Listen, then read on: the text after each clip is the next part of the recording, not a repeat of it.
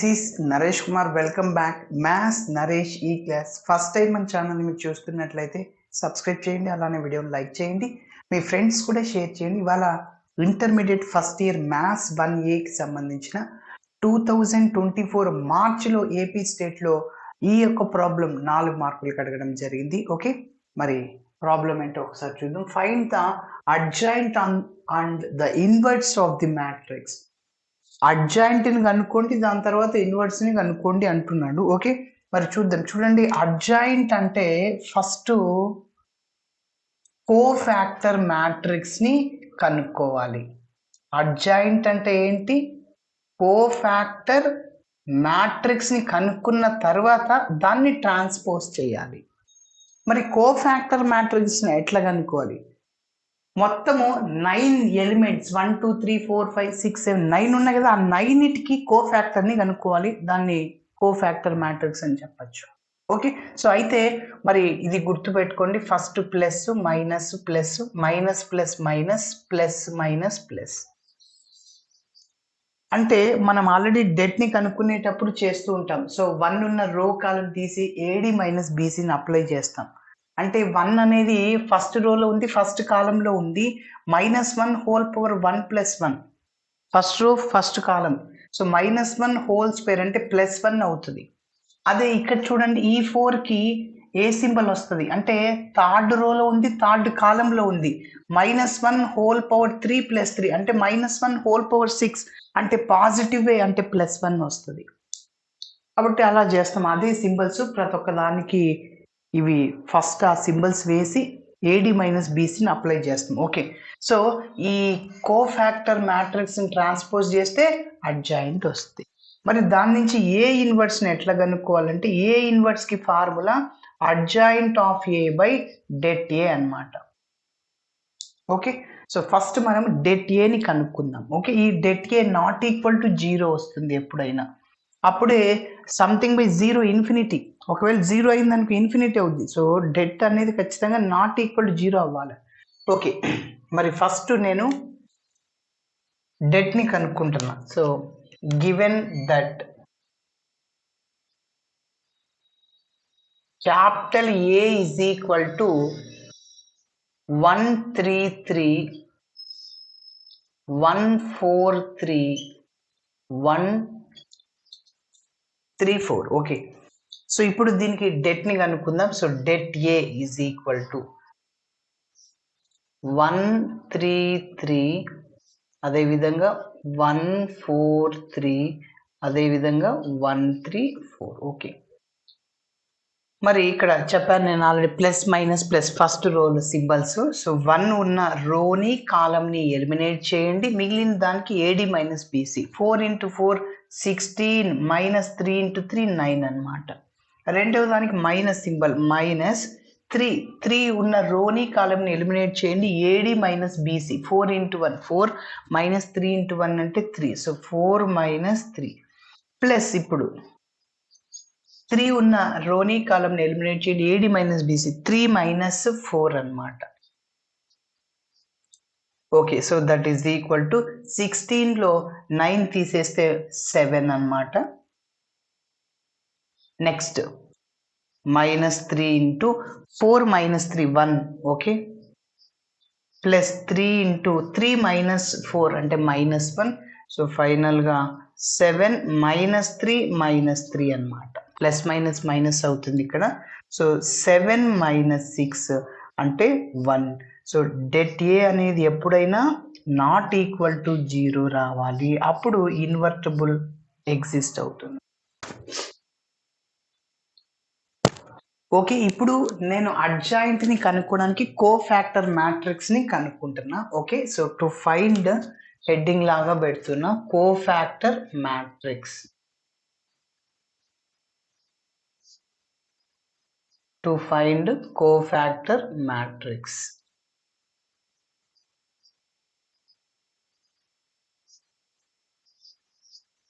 Okay, so first నేను symbols చెప్పాను కదా, ప్లస్ మైనస్ ప్లస్, ఈ సింబల్స్ గుర్తు పెట్టుకోమని చెప్పాను. ఓకే, మరి ఫస్ట్ దాన్ని A1 B1 C1 అనుకుంటా, A2 B2 C2, A3 B3 C3 లాగా అనుకుంటాను. సో కోఫాక్టర్ ఆఫ్ 1 ఈజ్ ఈ ఎలిమెంట్ కి. ఓకే, సో దాన్ని A1 అని పేరు పెట్టుకుంటున్నా, ఈజ్ ఈక్వల్ టు సింబల్స్ వేయండి. ఫస్ట్ ప్లస్ కదా, దీనికి ప్లస్, నెక్స్ట్ 3కి మైనస్, మళ్ళీ ఈ 3కి ప్లస్. ఏ పొజిషన్లో ఉందో ఆ సింబల్ని వేసుకోవాలి. 3కి ఏంటి symbol?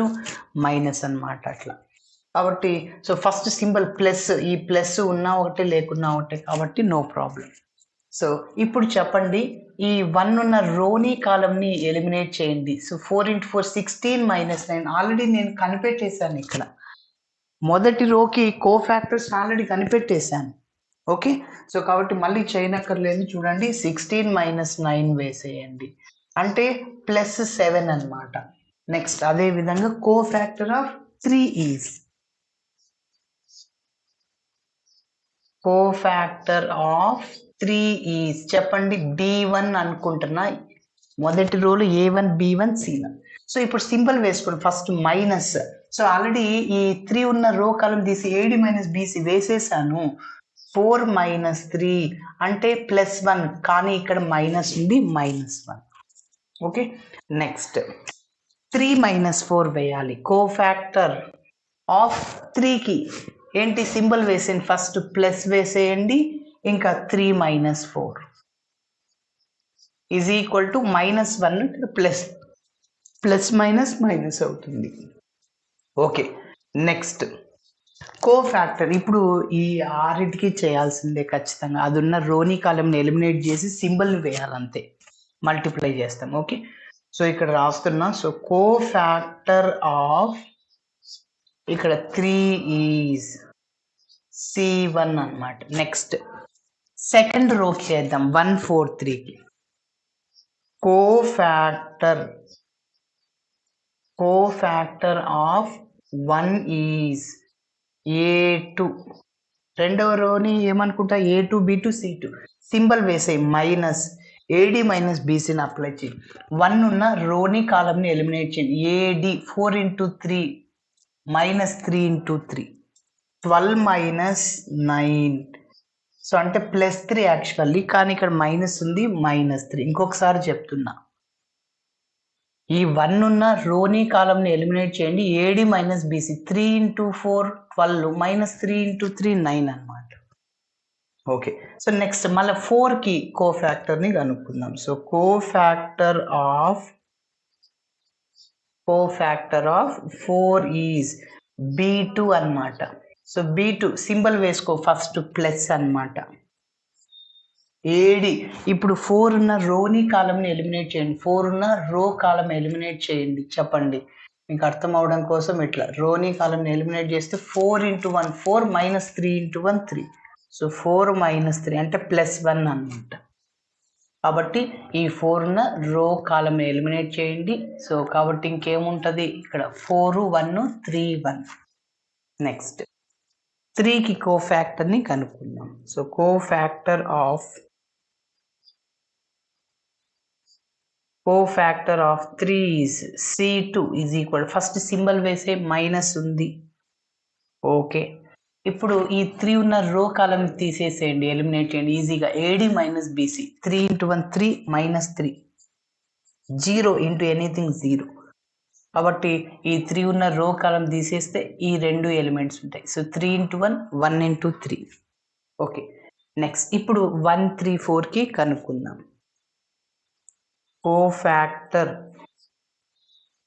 Cofactor of 1 is A3. So first symbol వేసుకోండి, plus symbol, AD - BC.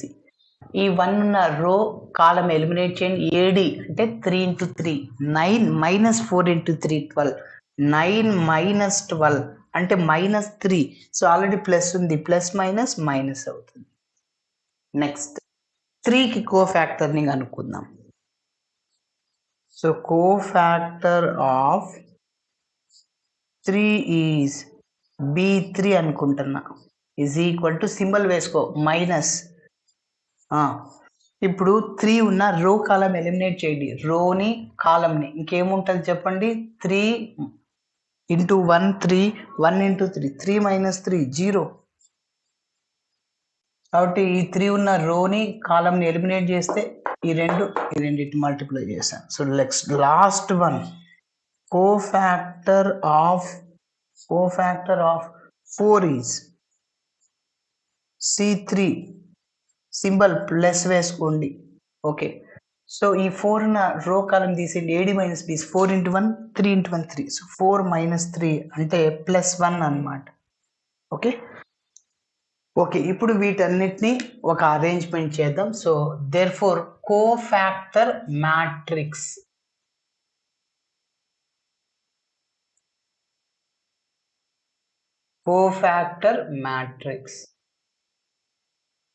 Cofactor matrix అంటే క్యాపిటల్ ఏ ఈస్ బి అని పేరు పెడుతున్నా ఏ యొక్క కోఫాక్టర్ ఏంటంటే బి అన్నమాట. సో ఏంటి? A1 B1 C1, A2 B2 C2, A3 B3 C3. మనం ఆల్రెడీ ఆర్డర్ వైజ్ చేసేసాము. Okay, so is equal to B is equal to A యొక్క కోఫాక్టర్ మ్యాట్రిక్స్ని బి అని పేరు పెట్టుకుంటున్నా. So A1 B1 C1 already అన్ని వరుసగా రాసేయండి. 7 -1 -1.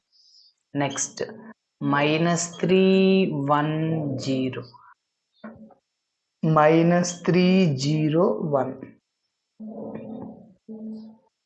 -3 0 1. ఓకే, మరి ఇప్పుడు అడ్జాయింట్ అంటే ఏంటంటే ఇలా వచ్చిన కోఫాక్టర్ మ్యాట్రిక్స్ ని ట్రాన్స్పోజ్ చేయండి. Therefore adjoint of capital A is equal to B transpose. So that is equal to first B matrix ని రాసేయండి. 7 -1 -1, అదేవిధంగా -3 1 0. నెక్స్ట్ థర్డ్ రో ఏంటి? -3 0 1. Whole transpose means we have to change rows as columns or columns as rows. రోస్ని కాలమ్స్గా అయినా మార్చచ్చు, లేకుంటే కాలమ్స్ని రోస్గా అయినా మార్చచ్చు, మీ చాయిస్. ఇన్ జనరల్గా మనం రోస్ని కాలమ్స్గా మార్చేద్దాం. సో రోస్ని 3 రోస్ దాన్ని కాలమ్స్గా రాసే. ఫస్ట్ రోలో ఏముంది? 7 -1 1, అది కిందికి రాసే. 7 -1 -1 అంటే కాలంగా రాయండి. -3 1 0 ఉంది, దాన్ని కాలంగా రాసి -3 1 0. అలానే -3 0 1 ఉంది, కాలంగా రాసేసి. Okay, that is adjoint of A. ఒకటి కనిపెట్టేసాం మన ప్రాబ్లంలో. అడ్జాయింట్ ఆఫ్ ఏ కనుక్కోమన్నాడు, కనిపెట్టేసాం. ఇప్పుడు ఇన్వర్స్ని కనుక్కోవాలి.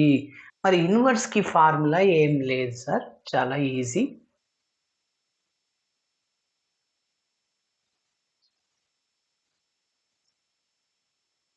టు ఫైండ్ ఇన్వర్స్ అని హెడ్డింగ్ లాగా పెడుతున్నా.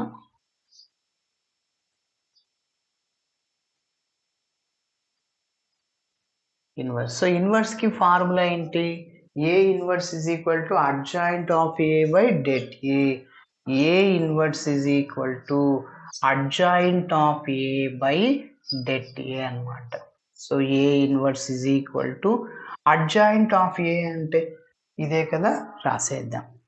బై డెట్ ఏ అంటే డెట్ ఏ ఆల్రెడీ కనుక్కున్నాం. 1/1 అంటే 1 కదా, మొత్తం మళ్ళీ అదే వస్తుంది adjoint of A matrix. Okay, note చేద్దాం. 7 -3 -3 -1 1 0 -1 0 1. సో 1/1 అన్న ఒకటే కదా. So A inverse is equal to ఫైనల్గా 7 -3 -3 -1 1 0 -1 0 1. ఓకే, సో ఇలా చేయాలి. Thanks for watching my video. నచ్చితే ఖచ్చితంగా మీ ఫ్రెండ్స్ కూడా షేర్ చేయండి. బై.